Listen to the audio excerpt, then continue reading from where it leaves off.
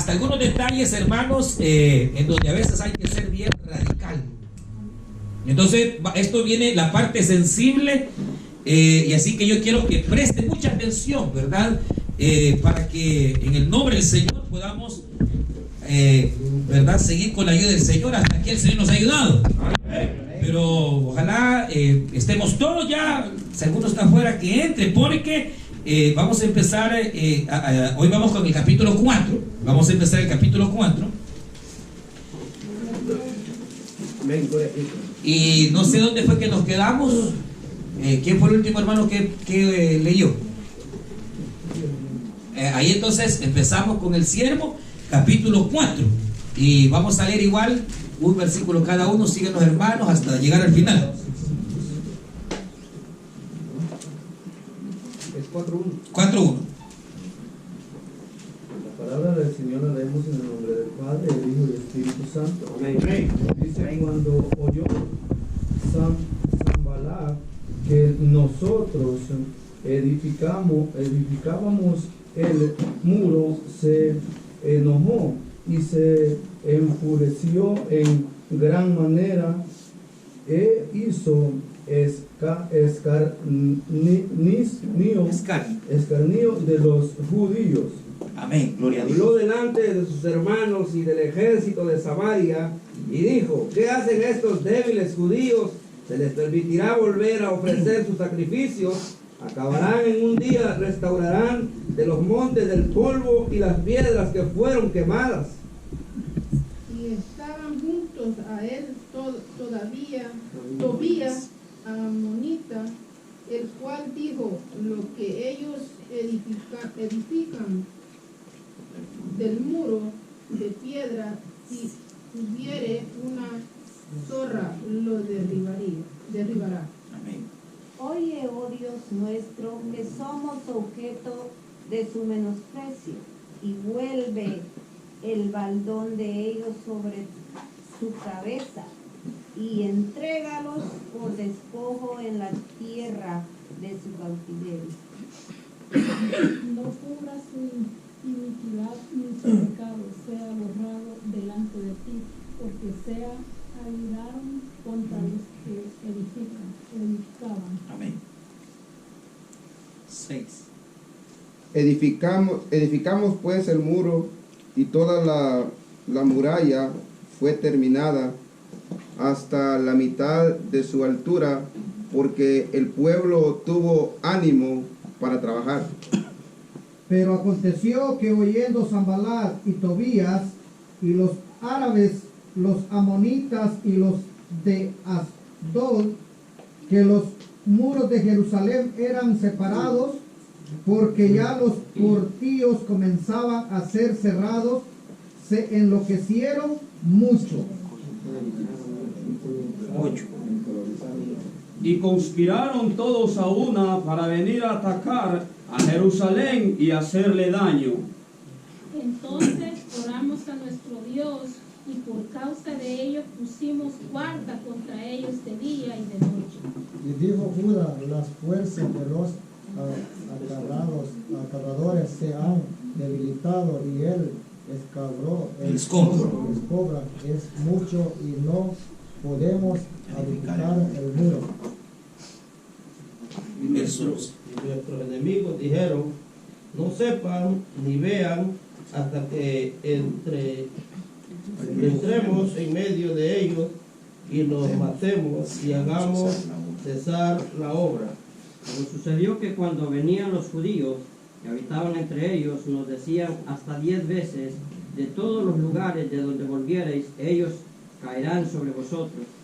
Entonces, por las partes bajas del lugar, detrás del muro y en los sitios abiertos, puse al pueblo por familias, con sus espadas, con sus lanzas y con sus arcos.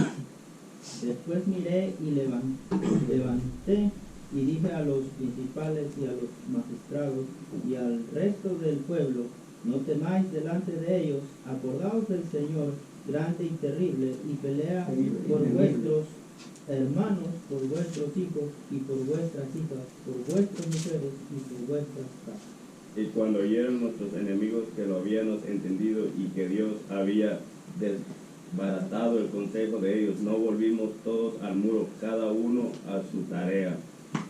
Desde aquel día la mitad de mis siervos trabajaban en la obra y la otra mitad tenía lanzas, escudos, arcos y corazas, y detrás de ellos estaban los jefes de toda la casa de Judá.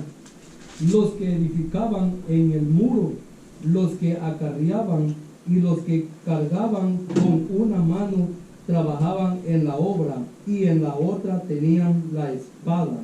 Porque los que edificaban, cada uno tenía su espada ceñida a sus lomos, y así edificaban, y el que tocaba la trompeta estaba junto a mí.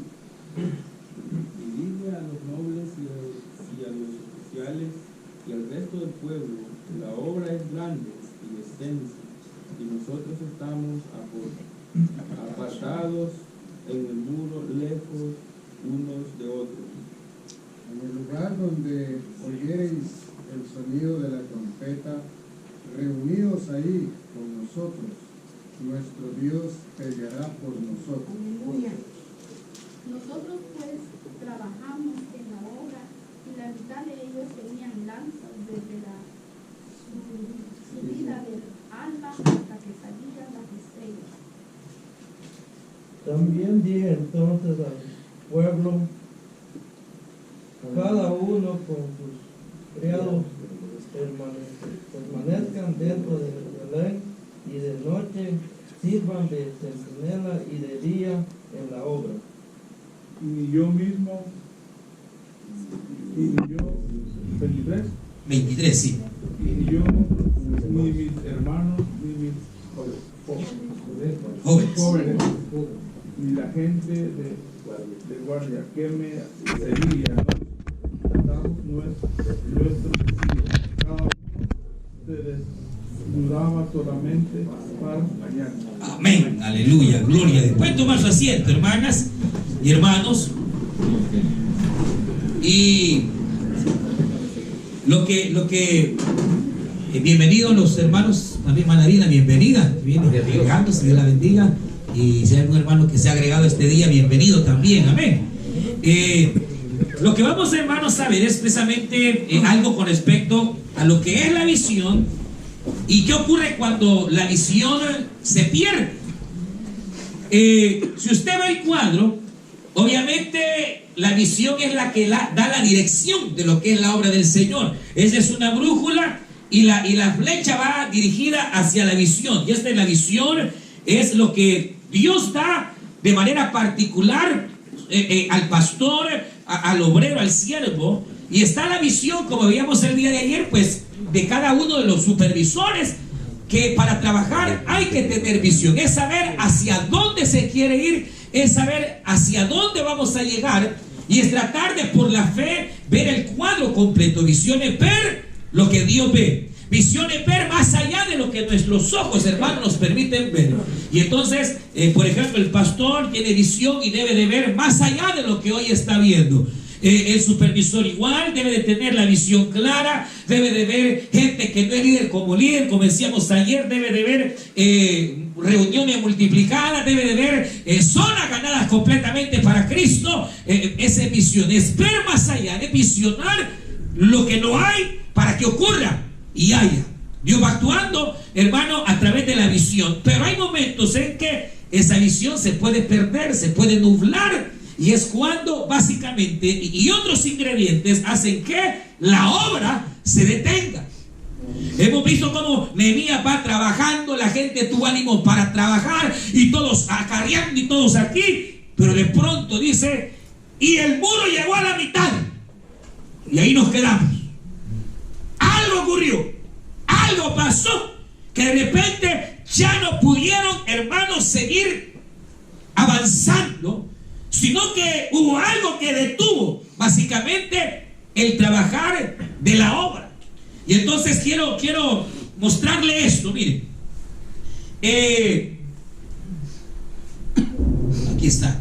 ¿Qué visión? Es una clara imagen de un mejor mañana. Es una clara imagen que el Señor pone, que el Señor da, hacia dónde realmente nosotros vamos en el nombre del Señor. dice que mueve a una persona a creer.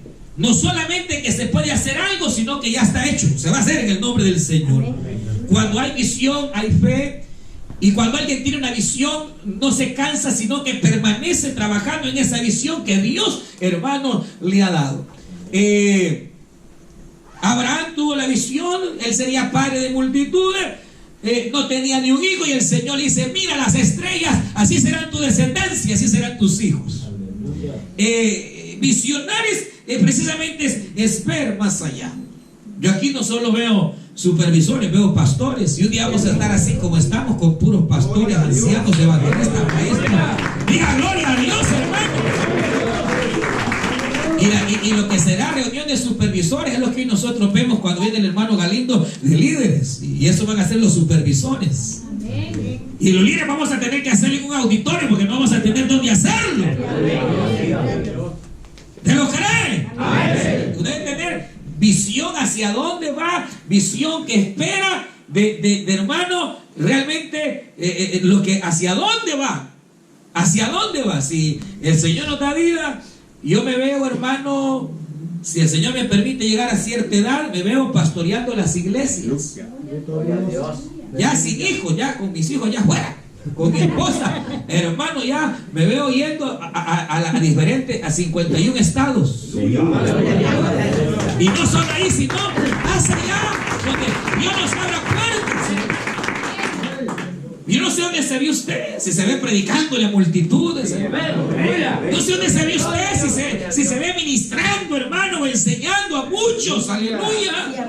Yo no sé a dónde, pero lo que sí sé, hermanos, es que si no hay visión no avanzamos. Si no hay visión nos estancamos. Si no hay visión ya no vamos más allá. Pero si hay visión, las cosas van a pasar. Las cosas van a ocurrir. Porque Dios respalda la fe. Dios respalda, hermano, la visión, y obviamente esa visión viene de parte del Señor. Y esa visión, usted sabe, va relacionada con un trabajo específico que el Señor nos da. Y la visión es salvar las almas. Pero a veces viene Dios y da algo más específico, y eso viene al corazón de la persona. Hay personas que dirán: mire, hermano, yo realmente mi sueño es enseñarle a multitudes la palabra y llegar a ser un gran maestro de Dios. O otro dirá: no, yo quiero ser profeta, aleluya. O otro dirá: pero hay diferentes clases de lo que es, hermano, la visión. Pero sin visión el pueblo se desenfrena. Porque el que está al frente debe de saber en alguna manera hacia dónde va. Y eso es lo que va a dar la dirección de una congregación, la dirección de un sector, la dirección de una zona. Pero resulta que, hermano, aparte de lo que es la visión, está la misión de la iglesia. Y la iglesia tiene una misión. Tiene varias misiones que se deben de cumplir. La visión es algo a veces más particular de un ministerio, más particular, hermano, de un pastor. Pero la misión es general, y la iglesia tiene varias misiones que debe de cumplir. Está la visión y está la misión de la iglesia, que es el propósito por el cual la iglesia está en la tierra. Y entonces, si pensamos en la misión de la iglesia, ¿cuál es la misión de la iglesia? Proclamar la palabra. Uno es hacer discípulos. Esa es una función. Cristo dijo: vayan y hagan discípulos. Discipulen a la gente. ¿Cuál es el propósito del discipulado? Preparar gente, man. Preparar, ayudarles a madurar en la fe, ayudarles a que conozcan la doctrina, a que no cualquier viento que venga los mueva, sino que tengan convicciones, hermano. Eso es discipular, es cambiar el carácter un poquito. Es ir cambiando, no del todo, porque el carácter está innato, pero algo se puede moldear, algo va cambiando, hermano. Eso es discipular, es transformar. Entonces, ese es el propósito del evangelio: discipular gente, transformarla. ¿Cuál otro? ¿Cuál otra será la misión de la iglesia? Pensamos. Evangelizar, la conversión, la restauración de las almas, ¿o no? ¿O no dice Pablo que a nosotros se nos ha dado la palabra de reconciliación? Por lo tanto, aleluya, os decimos en el nombre de Cristo, reconciliaos con Dios, bendito el nombre del Señor. Es la reconciliación, que la gente se reconcilie con su Creador, que se vuelvan al Señor. Esa es la tarea o la misión de la iglesia: evangelizar, discipular. Pero ¿será solo eso? Predicar el evangelio. Predicar el evangelio a toda la criatura, hermano. Que acepte o no, ya es problema de la criatura, pero hay que predicarles. Predicar, ganar las almas, discipularlas. ¿Cuál será? ¿Qué más? Orar por los enfermos. Ajá, orar por los enfermos, por los oprimidos del diablo, traerle liberación. Son propósitos, hermanos, de la iglesia. ¿Qué otro propósito habrá? Llevar a todo hombre al arrepentimiento. ¿Ah? Llevar a toda persona al arrepentimiento. Muy bien, ¿qué más? ¿Qué otro propósito? Anunciar que Cristo pronto viene. Anunciar la venida de Cristo, muy bien, que el Señor está a las puertas y que viene a juzgar a los vivos o a los muertos. Anunciar que Cristo. Todo ese es el propósito, hermanos, de la iglesia. ¿Qué más? ¿Habrá algún otro más? Enseñar la sana doctrina de Cristo. Enseñar la sana doctrina. ¿Qué más? Ayudar al necesitado. Porque ese propósito se olvida, hermano.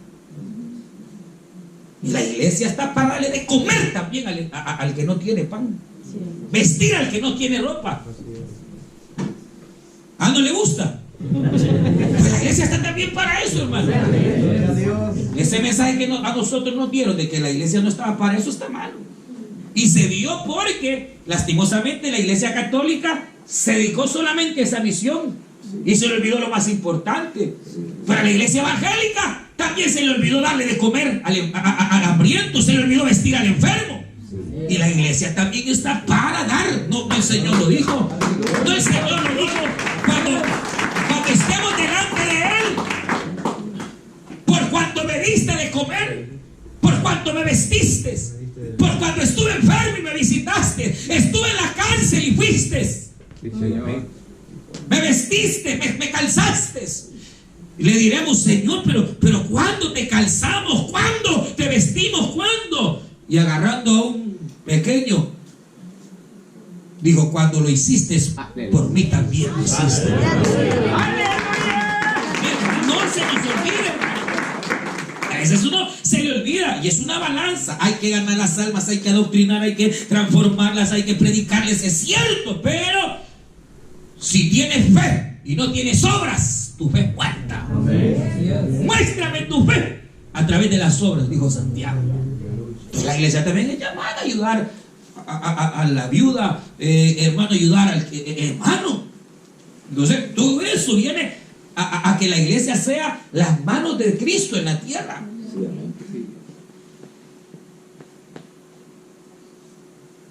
Como aquel pastor que estaba orando: Señor, visítame, Señor, quiero sentir tu gloria, Señor. Y le haga tocar la casa y un vago. Y lo vio. Deme de comer, estoy orando, le dijo. Y aquel vago, y sigue: Señor. Y de repente le van a tocar, lo molesta: dame tu presencia, Señor, visítame, Señor. Y le toca el timbre un marero. A pedirle la renta, quizás iba. No tengo para pagarte, me estás quitando mi tiempo. Y se puso a orar: Señor, visítame, visítame. Y él sepa que el Señor le cabezón, le dijo el Señor: me estás pidiendo que te visite y ya te toqué 2 veces y no me has abierto la puerta. No, Dios. Qué tremendo. Que Dios nos ayude. Amén. Pero ¿por qué saco esto? Porque a veces todos estos propósitos se pueden llegar a perder. La misma visión se puede llegar a perder. Y cuando todos estos propósitos, hermano, y la visión de la iglesia se acaba, entonces, hermano, resulta que ahí está: mire, reconciliar a las personas con Dios, discipular, todo lo que hemos hablado, ahí está encerrado, y hacer sentir la presencia de Dios en la tierra a través, miren, de la obra social. Ahí está todo lo que ustedes han hablado. los tres grandes propósitos: reconciliar a los hombres con Dios, hablarles de Cristo, aplicar la palabra, reconciliar, discipular, formar, perfeccionar a la gente, que sean mejores cristianas, mejores personas, discípulos del Señor, para que luego enseñen a otros, y hacer sentir la presencia de Cristo en la tierra a través de la obra social. Ahí involucra a todos los que hemos hablado. Pero pronto eso se olvida. Y cuando eso se olvida es cuando la iglesia se estanca. Es cuando el sector ya no crece. Es cuando la reunión se estancó, la zona ya no avanzó y pasa todo un año. Y el supervisor de zona empezó en enero con 120 y termina el siguiente enero con 109. En todo un año. En lugar de haber ganado, se perdió. Y es cuando la obra empieza a enfrascarse, que ya no se avanza, ya no se crece. La iglesia iba bonita, iba con todo el ímpetu, iba igual que Nehemías, hermano, que la gente tenía ánimo y todos trabajando y démosle, y la gloria del Señor. Y de pronto, ¡pau!, cesó. Y empieza la iglesia a caer en un círculo, en un tope que puede durar meses y hasta años, hermano. Entonces se pregunta, ¿por qué? ¿Por qué viene el estancamiento? ¿Por qué es que a veces nos encontramos en un tope? ¿Por qué es que la visión se pierde? Mira, ahí se perdió la visión. Ahí ya no se mira, ya no hay 2020. Ahí, hermano, ya hay que usar lentes, pero buenísimos, porque se desenfocó la iglesia. Se perdió la visión, se perdieron los propósitos, y al perder la visión y los propósitos, entonces lo que ocurre es el estancamiento. Entonces, ¿qué hacer? ¿Qué hacer? Mire, yo he encontrado estos me llamó mucho la atención, porque la iglesia, para crecer, cruza diferentes etapas. Y nosotros entendemos que Dios en su creación nos ha demostrado que no hay crecimiento constante, sino que hay etapas de crecimiento. Y hay etapas donde se deja de crecer. Y esto es Dios a través de la naturaleza enseñándonos. Es decir, que hay etapas donde se topa. Y es normal. ¿Se imagina el niño no dejara de crecer? Sería un gigante. Pero los niños tienen etapas de crecimiento. Crecen más o menos cuando nace, el niño nace, y lo primero que ocurre es que nació el niño, y en los primeros días se encoge. Y después comienza a ir creciendo. Y va creciendo, el primer año crece un poquito, el crecimiento mayor se da entre 1 y 2 años, y de repente al llegar a 3 años uno ve que ya no crecen.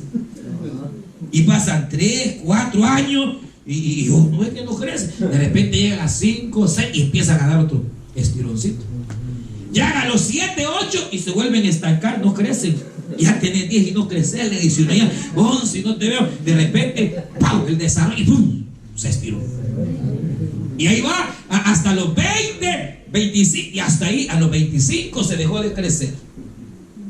Y una vez dejando de crecer, empieza la etapa de la muerte. Para abajo.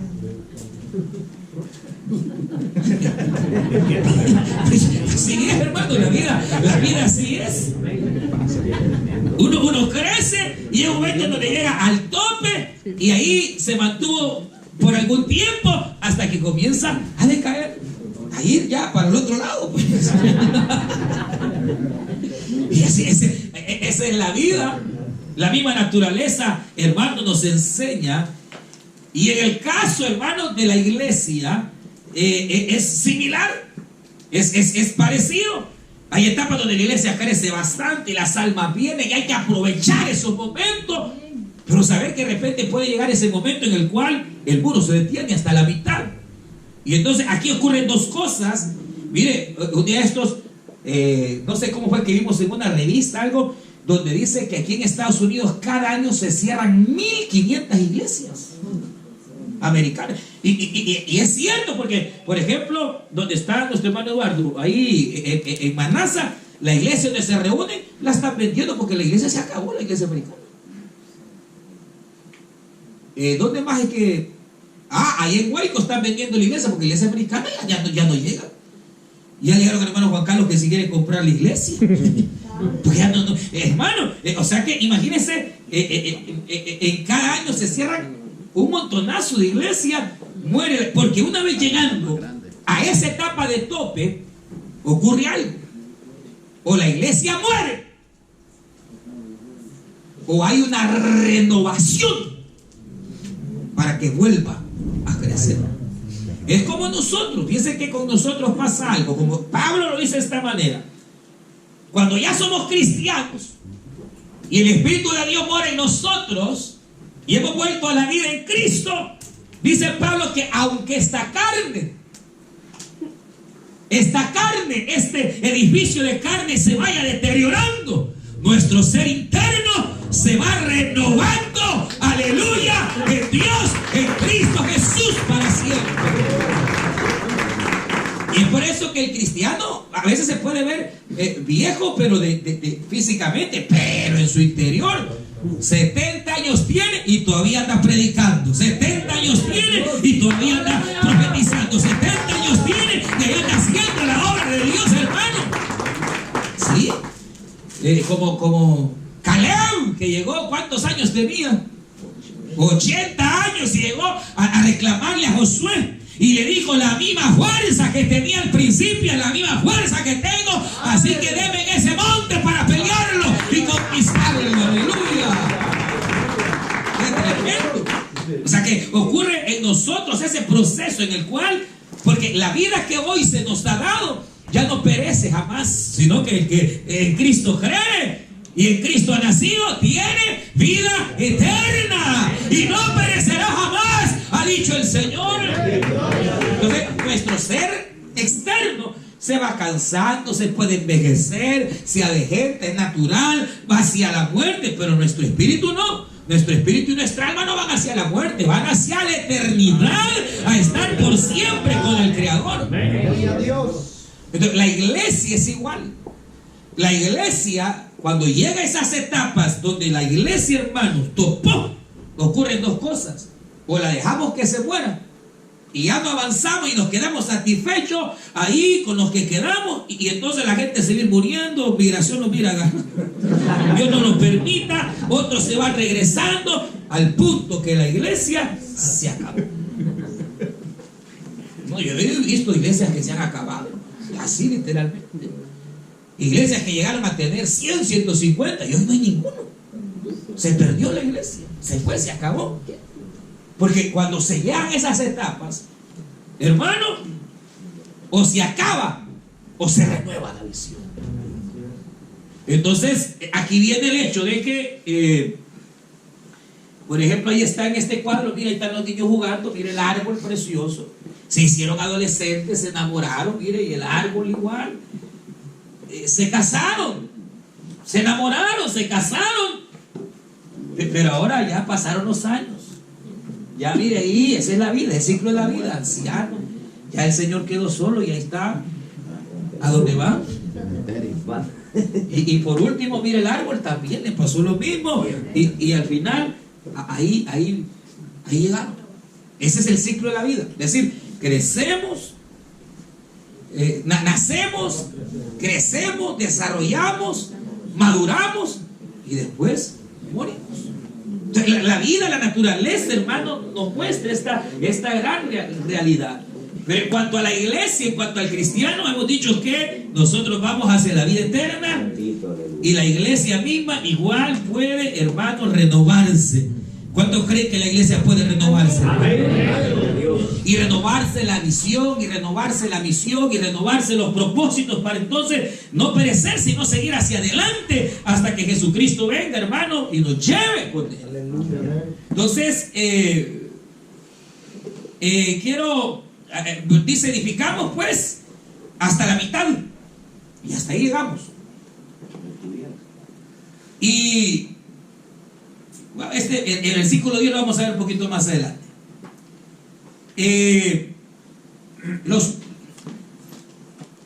Quiero solo antes de esto. Aquí. En cuanto a las iglesias, existen varios ciclos en donde la iglesia va a topar. Y en donde, por ejemplo, el más común de los topes se da cuando la iglesia llega a 75 miembros, es el primero. El otro tope, y es el más común, es el de 150 miembros, donde el 90% de todas las congregaciones en el mundo tienen 150 miembros o menos. Toda congregación, una iglesia, la mayoría, el 90% de las iglesias en todo el mundo, hermano, tendrán entre 30, 40 y hasta 150 miembros, porque los 150 es la etapa, hermano, primera y más común a donde la iglesia llega. Y ya de ahí, parecería, ya no se creció más. Al grado que el 90% de las congregaciones en el mundo tienen eso, 150 miembros.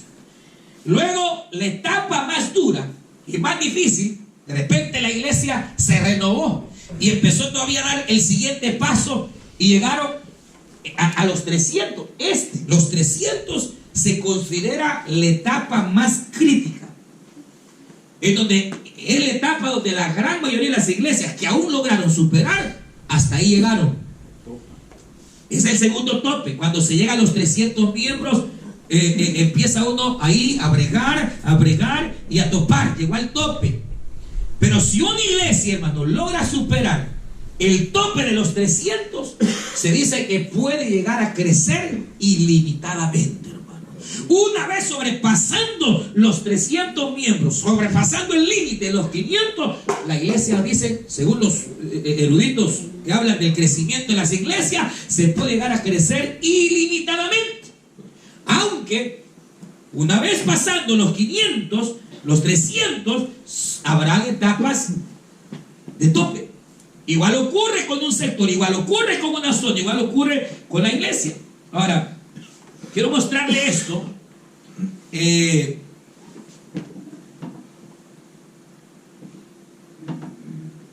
Acá. ¿Por qué ocurren los topes? Ya dijimos que es un proceso natural. Tarde o temprano toda congregación va a llegar a su tope. La iglesia primitiva lo tuvo. Recuerden cuando la iglesia va, pero con todo poder, y que se salvan 3,000 y que 5,000 y que, hermano, pero de repente llega el capítulo 6 y hay un tope. La iglesia cesa de crecer y lo que comienzan a ver son las murmuraciones. Y empiezan a murmurar contra los apóstoles y empiezan a haber divisiones entre los hermanos. Y uno dice, no, es que a los judíos los atienden mejor que a los griegos. Y empieza una confusión que puso un tope. Pero ahí los apóstoles, hermanos, actuaron con sabiduría para destapar, aleluya, y que la iglesia siguiera, hermanos, creciendo. Pero ocurre porque es un proceso natural. Porque nunca habrá un crecimiento constante totalmente, sino que habrán esas etapas. Pero además de eso, hermano, la mayoría de los topes tienen que ver con el liderazgo, con el pastor, con los ancianos, con los obreros, con los que están al frente de la iglesia. Y si es el sector, con el que está al frente del sector, o los líderes que están con él. El tope muchas veces y en su gran mayoría tiene que ver con los que estamos al frente. ¿Por qué? Porque perdemos la visión. Perdemos la visión. Por alguna razón se nos va la brújula y entonces la iglesia comienza a estar en lo mismo, en lo mismo, en lo mismo, en lo mismo, hasta que o muere la iglesia o la renovamos. Entonces, ¿qué hay que hacer? Renovarla en el nombre del Señor Jesús. ¿Está de acuerdo? Entonces, cuando se pierde la visión, entonces viene lo que aquí ocurre, hermano. Viene el desánimo, la gente está desanimada, los líderes no tienen ánimo para trabajar, hay temor, a veces hay cansancio, como ocurrió aquí. Mire lo que ocurre. Vaya, usted quiere ver acá, mire acá. Dice, mire, verso 10. Y dijo Judá, la fuerza de los acarreadores se ha debilitado. El escombro es demasiado. no podemos edificar. Mire qué tremendo, porque estaban bien trabajando, todos a una voz, todo, pero de repente, hermanos, se pierde la visión, se pierde la misión, al punto que entonces la obra cesa, y entonces los de Judá dijeron, pero si usted leyó, usted sabe que todo empezó por los ataques del enemigo. Tobías y Sanbalat comenzaron a decir, esa obra no sirve, esa obra será derribada, nosotros vendremos y destruiremos. Y entonces ellos comenzaron, hermanos, a escuchar lo negativo, empezaron a ver las cosas negativas de la obra, y se centraron, hermano, en los escombros, se centraron no en lo que había. Mire, porque fíjese que le voy a decir algo. Mire cómo es el enemigo que llega a nublar la visión de un hombre o la visión de una mujer, que nos engaña, y que el Señor lo reprenda. Por eso es que Él es padre de toda mentira. De repente viene ya, que no te quieren ahí en esa iglesia. Y empieza el enemigo, ya ves que aquí estás por gusto. Y ya ves que no sé qué, el Señor reprenda al diablo. Porque la mayoría de veces el diablo siempre es mentiroso. El Señor lo reprende. Pero en la mayoría de veces, cuando vienen los rumores, y vienen chambres, y vienen, son mentiras, son falsedad del enemigo que quiere intimidarte para que no sigas adelante haciendo la obra. No vas a poder, sos un inútil. Ya ven que por gusto estás haciendo. ¿De qué sirve que lo haga si el pastor se da cuenta? Mira cómo pasó, mira qué te dijeron, mira. Y empieza el enemigo, hermano, y empieza. Pero ahí está en uno, el seguir escuchando la voz del enemigo, o reprenderlo en el nombre de Jesús y seguir adelante. Porque mire, yo le voy a decir algo. Aquí hay tres cosas. Primero, la fuerza de los acarreadores se debilitó. ¿Pero por qué se debilitó? Se debilitó porque Nehemías, hermano, tuvo un error. Él creyó a lo que estaban diciendo. Y cuando dice que oyó y que vendrían y que... Entonces lo que hizo fue que a los pobres acarreadores les dio doble trabajo. Y entonces a los acarreadores ya no solo acarreaban, sino que pegaban y que lo tenían que hacer todo. Por eso le digo que sería realmente una gran bendición que dentro de las iglesias los que son supervisores se dediquen a eso, a supervisar, hermano. Y no deberían de tener ningún privilegio en la iglesia, porque se desenfocan por otros privilegios, hermano.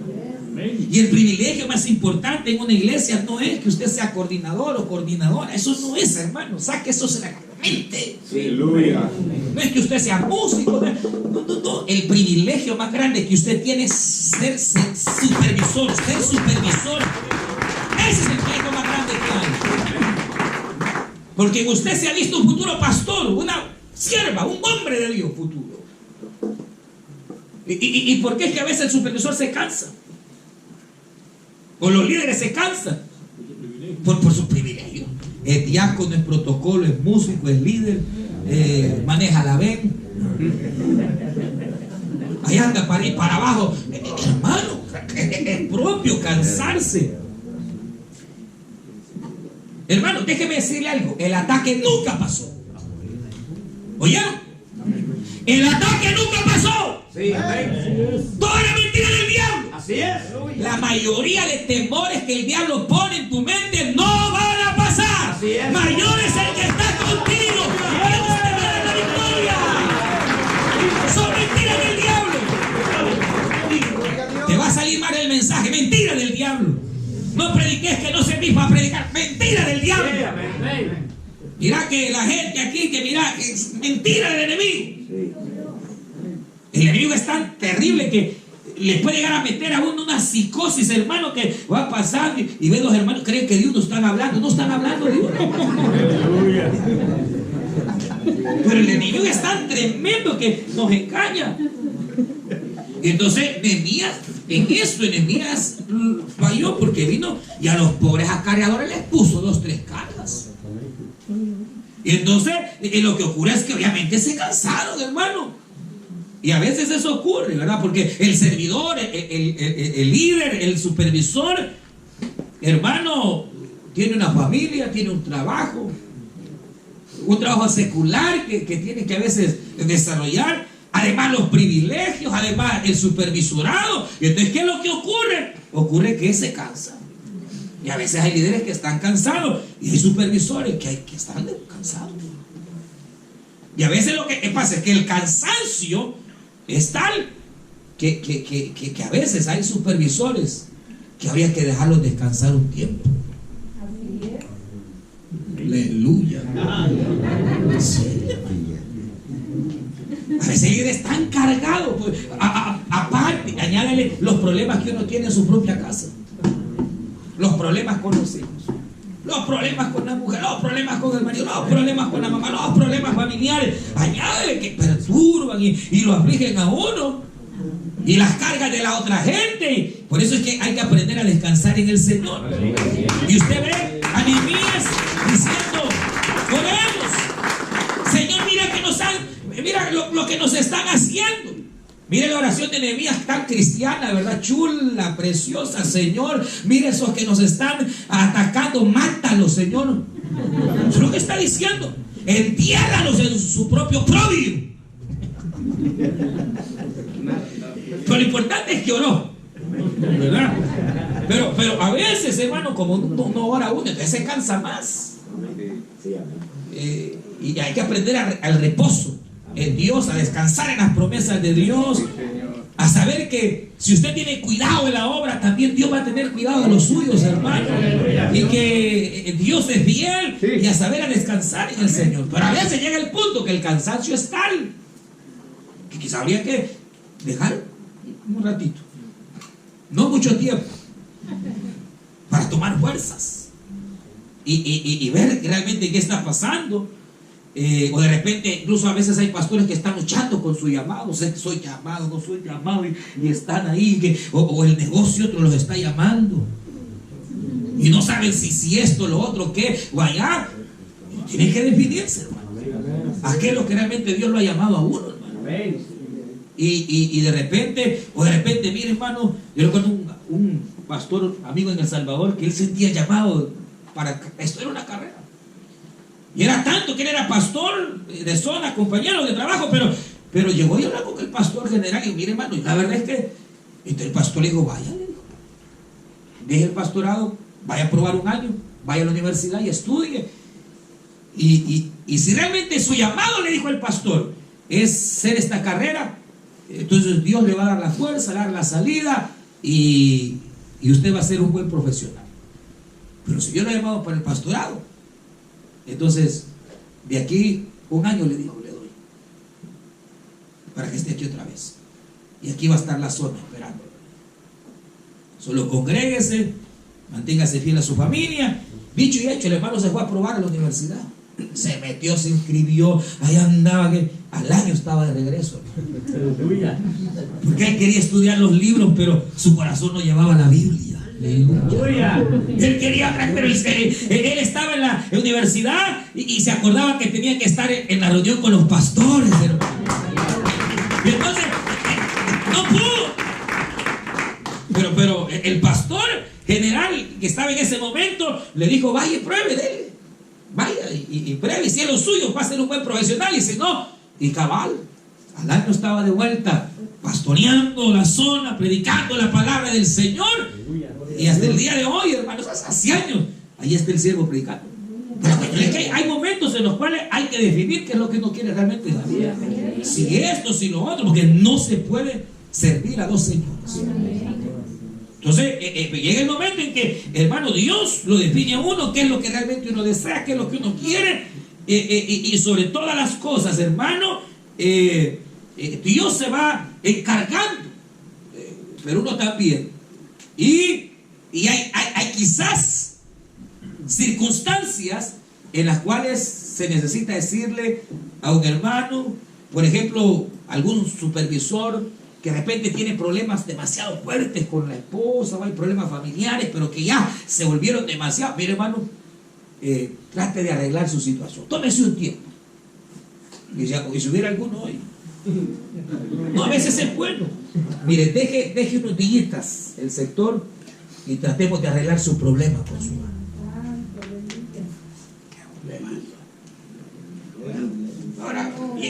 no se deja, hay que meterse con él, a tratar de ayudarle a que con su esposa solucione los problemas que haya, y una vez ya saneados, si fueron 1, 2 meses, 3 meses, pero ya saneadito el hogar, ya entonces vuelve el siervo, la sierva, a darle con todo, hermano, en el nombre del Señor. Nosotros así hemos hecho en más de alguna oportunidad, algún matrimonio que ha estado casi quebrándose entre supervisores o siervos, y ha funcionado. Dejan un tiempo y se concentran en el problema que tienen, y después toman nuevas fuerzas, porque ahí todos cansados, que dejaron de hacer la obra. No se sabe cuánto tiempo, cuántos meses, cuánto tiempo cesaron, pero cuando volvieron, con todo. Y ahora ya no solo, hermano, dice la Biblia que pegaban un ladrillo con la mano y con la otra la espada por si venía el enemigo. Miren qué tremendo, con más fuerza, con más ímpetu. Ahora, pero ese es un caso extremo.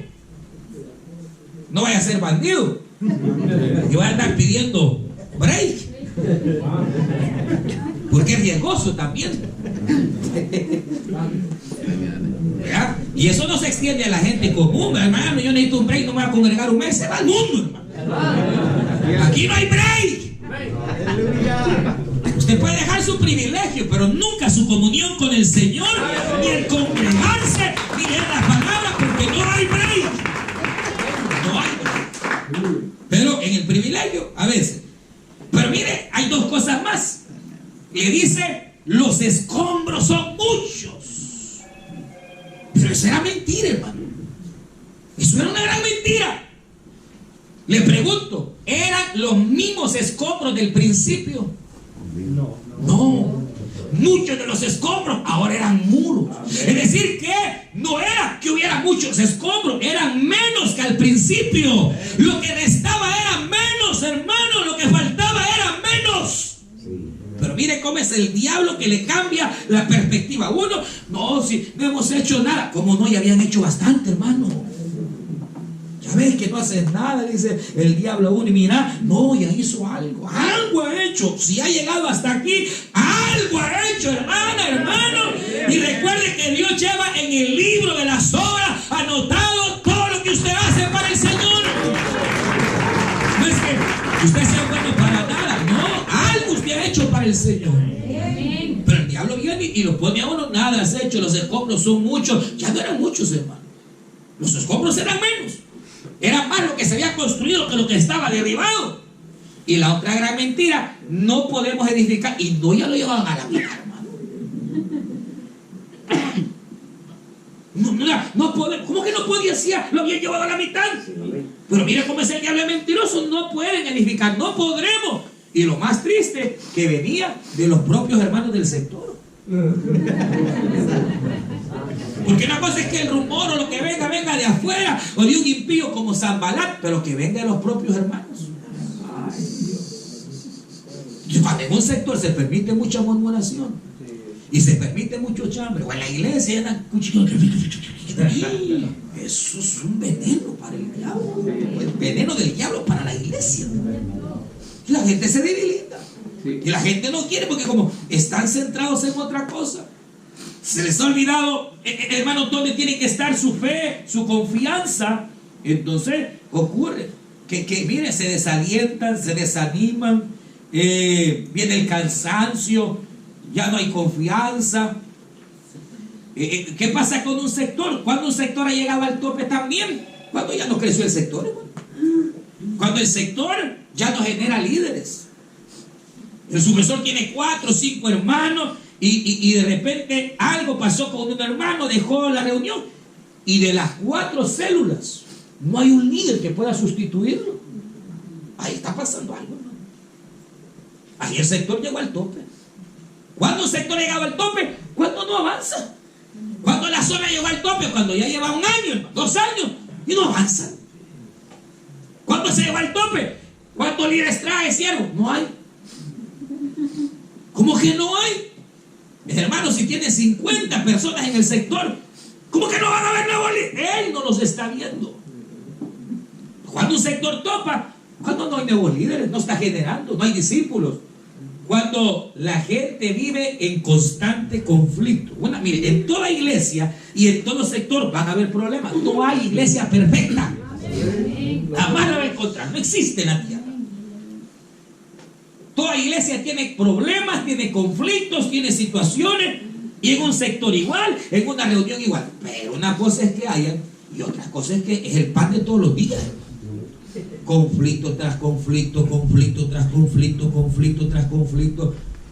Y eso no es normal. No es normal. Ahí lo que ha habido es estancamiento. Y a causa del estancamiento es que se dan los conflictos. O los conflictos generan tanto estancamiento. Pero lo que ocurre es que la gente en problemada. Ahí está que no se hable el líder con el otro. Ahí está que el anfitrión no puede ver al otro anfitrión. Eso no puede ser, hermano. Y que de repente, hermano, no se ha salido de uno cuando se está metido en otro. Cuando hay células que no tienen líderes. Cuando hay una supervisión inadecuada. Porque también el supervisor visita el sector una vez al mes nada más. Pero de los que no vinieron. Entonces, todo esto genera que el sector, la zona, la iglesia, a veces llegue, hermanos, a un tope. Entonces, ¿qué es lo que se tiene que hacer? Y eso es lo que quiero enfocarme en esta hora. Cuando realmente se ha llegado al tope, hermano, en un sector, en una zona, ha llegado el tiempo de hacer dos cosas. Nehemías lo que hace es refrescar la visión y quitarle a la gente la mirada del muro, quitarle los escombros.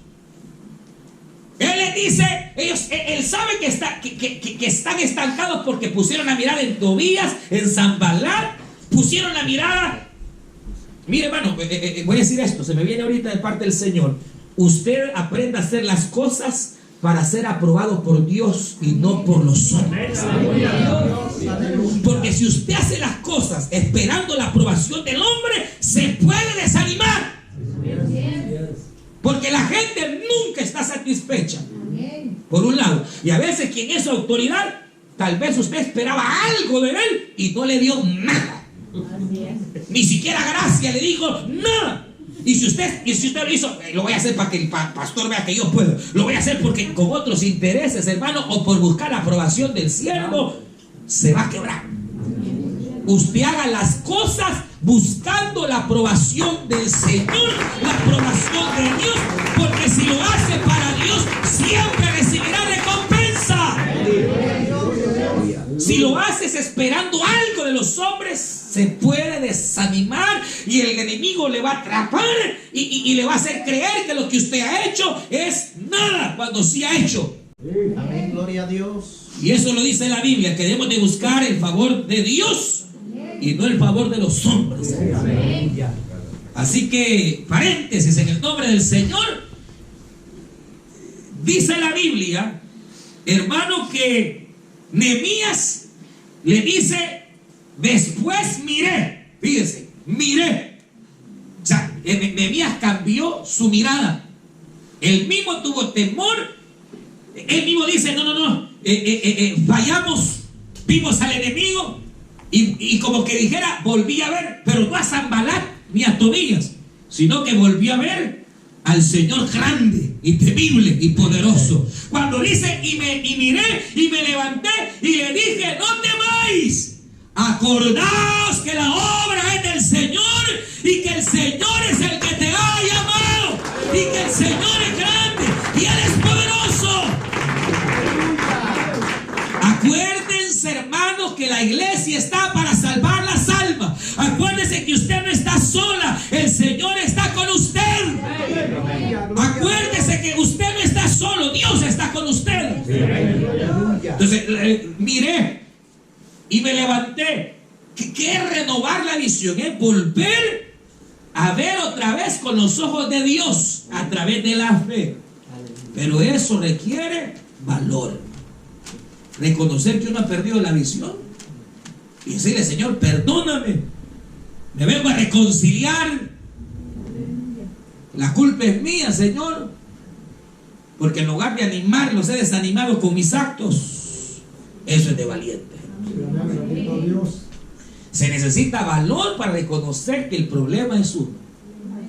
Y decirle: Señor, ten misericordia de mí. Sé que perdí la visión, Señor, pero hoy me levanto. Aleluya. En el nombre del Señor, yo voy a levantarme y a poner mi mirada hacia ti, Señor, y hacia la visión que tú un día nos diste.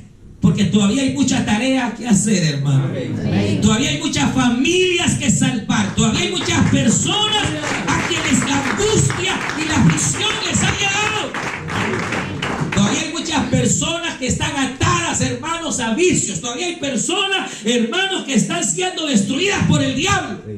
El día que ya no hayan, podemos decir: acabamos. Pero ese día no va a llegar, hermano. Todavía hay muchas personas necesitadas. Y entonces la idea de Nehemías es cambiar una vez más donde estoy viendo, en donde puse la mirada. Quizás la puse donde no debería de ver. Quizás en la escasez. Quizás la puse en mí mismo. Quizás puse la mirada, pero entonces miré y me levanté. Volví a ver a donde yo tenía que ver. Y es al Señor grande, temible, terrible, grande Jehová, que todo lo puede. ¿Dónde tiene usted puesta la mirada? ¿De quién usted busca la aprobación? Porque si usted busca la aprobación de Dios, usted tiene la mirada puesta en el Señor. El Señor es quien le va a ayudar. Pero aquí viene, hermano, la parte dura, donde realmente cuando se topó y bien, pasa un mes, 2 meses, 1 año, 2 años, 3 años, una cosa es renovar la visión y otra cosa es cambio. Porque cuando la iglesia llega a un nivel donde topó y no avanza, la clave es cambiar. Ya sea el pastor, no, sí, hermano, a quien sea que haya que cambiar, al que está sirviendo de obstáculo. ¿Sabe qué hizo Nehemías? Cambió. Como se había acabado los acarreadores, cambió la estrategia. Y entonces vine y me levanté y me fui a cada familia y agarré a los jovencitos y a las jovencitas, a los criados, a los sirvientes, a los grandes, y por familia los puse a edificar. Cambió de personal.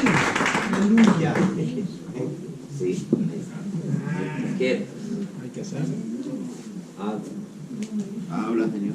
Mire, lo que pasa es que a veces, hermano, es cierto que la obra de Dios está basada en el amor al prójimo, en el amor a los hermanos, y a veces ese amor nos hace tener misericordia, pero llega un momentito en donde la misericordia se tiene que acabar. Y a veces, hermano, hay necesidad Fuerte. No estoy hablando de casos extremos, pero sí los hay. O sea, pues nos pasa como a Samuel, hermano. Que Samuel unge a Saúl por rey. Y usted sabe, Saúl comenzó a fallar hasta que Dios lo desechó. Y Samuel lo seguía llorando. Pasaron los años y Samuel lloraba a Saúl. Hasta que el Señor le habló y le dijo: deja de llorar ya a Saúl, porque yo le he desechado y me buscaba otro mejor que tiene mi corazón. Eso es terrible. Terrible. Porque Samuel obviamente es igual que nosotros, que ahí vamos chineando con los siervos y ahí vamos, pero ya no dan ni uno. Obviamente no se trata de andar volando cabezas, no. Hay que acercarse como hizo el Señor con Pedro, hay que echárselo al hombro, hay que ver qué está pasando, pero si de pronto todo eso, hermano, mire, vamos a dar un descanso y vamos a hacer algo con usted y vamos, pero ya le dio descanso, lo volvió a poner Y resulta que lo mismo, hermano. No se aplica, no se congrega, no así. Tiene otros intereses, hermano. Y todos tenemos situaciones que hacer, pero cuando se desbalancea, llega un momentito, hermano, y no hay que buscar un David. O cambiar la estrategia. O cambiar la reunión a otra casa. O cambiarse de local. Algo hay que hacer. Porque si no hay un cambio de personal o de local donde se congrega, o de la reunión que ya no avanza, no crece, se va a morir, hermano. Hay reuniones familiares que no crecen por diferentes causas. Por ejemplo, de pronto una reunión no crece porque se puede abrir una reunión familiar donde haya son anfitriones y no están casados. Sí se puede, pero de manera temporal. Mientras se va buscando que se casen. Hermano, ya llevan 2 años de anfitriones y no se casan. Puede ser que por eso no crece la reunión. ¿Cuántos estorbos pueden haber que llegan, hermano, a que la obra llegue al tope y no hay nada? Entonces, a veces hay necesidades. ¿Qué se puede hacer? Por ejemplo, tiene 3, 4 células usted, hermano, y de repente el sector no avanza, un año, cambia los líderes, rótelos. Hermano, vamos a hacer así, pero tire la visión. No llegue de un solo, usted mañana se va para allá y usted para acá. No, nunca se hace así. Hermano, ya sentido de parte del Señor, el sector no ha avanzado y quizás, y uno hay que ser a veces así, bien aventado, hermano, y quizás aquí el problema soy yo, y vamos a ver si me cambian, a ver qué dice la gente. De repente dice, aleluya, ya sabe que de repente la gente dice, no, hermano, no. Entonces, y lo que he pensado de parte del Señor es que vamos a rotar a los líderes. Porque de repente resulta que puede ser que un líder no encaje ahí, hermano, pero tal vez en otro lado sí encaja. A veces hay que hacer algún movimiento porque tal vez la fulana de entrada le cayó mal a la anfitriona y no cuadraron. Y ahí llevan 1 año y solo conflicto. Y de repente esa hermana que cayó mal ahí pueda caer bien y en gracia en otra parte. Entonces, de repente, hermano, viene y lanza. Y he pensado que de aquí en unos días, tal vez un mes, vamos a empezar a rotar a los líderes. Y de repente, si quieren al líder, no, hermano, que no lo cambien. Ayúdenme, hermano, trabajemos. Amén. Vergüenza me da que solo los mismos, hermano. Y entonces empieza la gente y de repente mencionó lo del cambio, pero empezó a ver que las reuniones empezaron a crecer porque no querían quitarle los líderes. Ya se rompió el techo, se quitó el techo y empezó la obra a crecer y a crecer. Se renovó la visión, no hizo el cambio. Pero que resulta así, lo anunció y ya van 2 meses igual, como él ya lo anunció. Le guste a quien le guste, se enoje quien se enoje, viene y hace los cambios y los nota. Tiene una zona. Y lo mismo en la zona. Cambia los supervisores. Rótelo. No de cambiarlos, sino de rotarlos. Tal vez en ese sector por alguna razón no encaja. Pero allá va a ir a encajar. Y se hacen los cambios, pero hizo los cambios. Y lo mismo. En última instancia, a veces, hermano, hay que ir.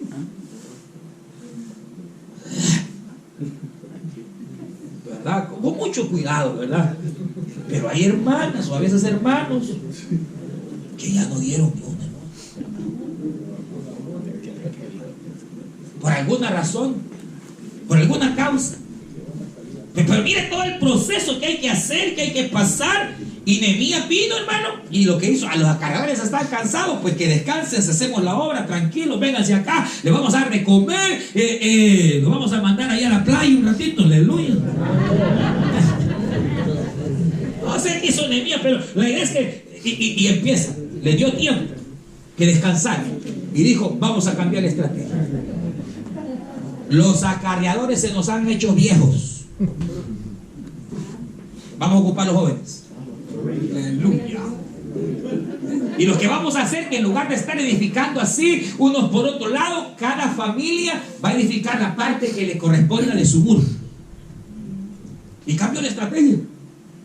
Empezaron las jovencitas, hermano, los jóvenes, cada quien en su parte de su casa, un vecino acá, el otro allá, hermano, mientras los acarreadores tomaron fuerzas, aleluya. Mire lo que hizo, puso hasta sus coperos, hermano, a servir, hizo toda una reestructuración, todo un cambio, que entonces le dio tanta fuerza a la obra de Dios, hermano, que empezaron todos a edificar, y en 52 días terminaron la tarea que el Señor les había puesto, hermano.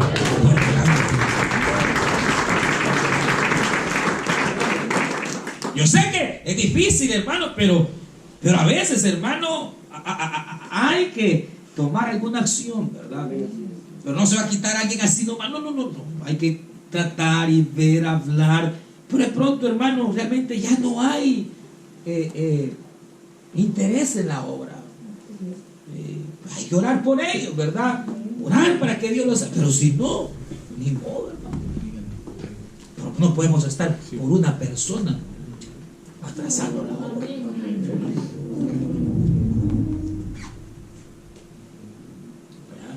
Hay que buscar cambio. Y si de veras no, hermano, busquémosle algo.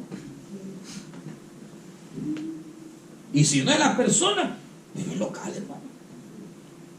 A veces el local es el problema. Muy pequeño, o el lugar no es el mejor. Hay que hacer algo. Lo que han hecho ustedes, hermano, y lo que hemos hecho nosotros, confiar en el Señor y tirar la casa por la ventana y buscar otro lugar. Pero la obra no se va a detener. La obra tiene que seguir adelante. Qué sé yo, cualquier otra especie de cambio que pudiera haber. O tal vez resulta que la iglesia no crece porque el culto es muy largo. Que aquí tenemos hora de entrada, pero no hora de salida. ¿Quién va a querer ir así, hermano? Oiga bien, hermano. Todo pastor que quiera hacer crecer la iglesia tiene que, oiga esto, en el nombre del Señor, tiene que aprender a ser un poco flexible. Porque si se rígido, no crece. Y por eso muchas iglesias no crecen. Cuadrados y rígidos y... No, hermano. Tampoco nos vamos a volver liberales. No. Pero a veces si se quiere avanzar hay que ser un poquito flexible, hermano. No se trata de que hay hora de entrada y no de salida. No, hermano, la gente tiene compromiso. La gente tiene que trabajar, tiene sus hijos. Y el culto es muy largo. ¿Cuánto debe durar un culto? 2 horas. 2 horas y un poquito más tal vez. En la reunión familiar, 1 hora y unos 10 minutos más de refrigerio y se acabó, hermano. Pero a veces, hermano, puede ser el culto. Puede ser que, yo no sé, pero que solo el mismo dirige siempre. Y dirige mal. Que en lugar de animar a la gente la golpea. Ya lo vio. O solo el pastor quiere predicar. Y ojalá predique bien. Pero pudiera ser, ¿qué otras cosas? No sé, hay cosas que a veces pueden afectar o que pueden estar deteniendo el crecimiento. Pues hay que trabajar, hay que volver a la visión, hay que ver que Dios todo lo puede, hay que ver que Dios está en el asunto, pero también, si es necesario, hay que hacer un pequeño cambio de estructura, el sistema, por ejemplo, en las reuniones familiares, hermano, por años el sistema mostró ser muy eficaz. Pero realmente desde hace varios años para acá se ha mostrado que el sistema está engranado. Porque la mayoría de las iglesias que hemos trabajado durante muchos años en el sistema, prácticamente estamos en que se ha alcanzado cierto grupo de éxito, pero hasta ahí. ¿Por qué razón? Porque hay cositas, hermano, que probablemente hay que cambiar. No, nunca los principios. Los principios jamás cambian, pero pueden cambiar los métodos. A veces la manera de hacer la reunión familiar La reunión familiar es como el Padre Nuestro. Hay un modelo a seguir, pero no se trata de un rezo. De repente puede variar. De repente usted como el líder puede darle otro enfoque, un día diferente, algo distinto. Porque a veces la rutina es la causa de por qué el estancamiento. De repente usted como supervisor o el líder viene y dice: hermano, Dios ha puesto en mi corazón, dentro de 2 semanas vamos a tener una reunión solo para que los enfermos que vengan, Dios los va a sanar. Hermano, ¿se puede imaginar? Mire, yo voy a llamar al pastor o al anciano para que vengan a esta reunión, y entonces ya, mire, todo el que esté enfermo, ya díganle a los vecinos: aquí está enfermo, vamos a orar por él y el Señor lo va a sanar. Aleluya. Y ese día cambia un poquito la estructura de la célula, solo ese día, porque el propósito es oración, es clamar. Tal vez solo ese día viene y pide permiso y cambia la guía. ¿Solo sabes? Porque va a dar un mensaje de sanidad. Y de repente prepara a todos los hermanos que han estado ayunando y orando para que ese día ocurran milagros. Y entonces de repente, tal vez, como hay muchos amigos, se canta poco y se predica y se ora. Y tal vez ahí sí se ora una media hora por cada enfermo, se va orando por cada uno. Y que si de repente el Espíritu Santo se empieza a derramar, hermano, y el Señor comienza a quebrantar y empieza a sanar y empieza a hacer milagros. Dios, aleluya. Se puede. Y el sábado que viene ya se hace la reunión tal y como es. Pero a veces de vez en cuando hay que hacerlo. Nosotros, por ejemplo, hemos hecho un cambio hace más o menos 2 años y que nos ha producido bastante fruto. Y es que en la reunión familiar casi siempre quien predica es el líder. Y esa parte nosotros la hemos reestructurado al grado de tratar de involucrar a más personas, hermano. Y por ejemplo, aquí está mi hermano, ¿dónde está mi hermano Lupe? Va, la reunión de ellos. Fíjense que la reunión de los hermanos la hacen así. Bueno, no sé si todavía la hacen así, pero cuando yo llegué un par de veces, un sábado la célula la hacen todos los varones. El siguiente sábado la célula la hacen todas las hermanas. Y el siguiente sábado la hacen los niños. Y el día que yo llegué, la hija de mi hermano de 13 años estaba predicando la palabra de Dios, hermano. Cambio. Y después, hermano, como son mexicanos los cielos, un banquetazo, hermano.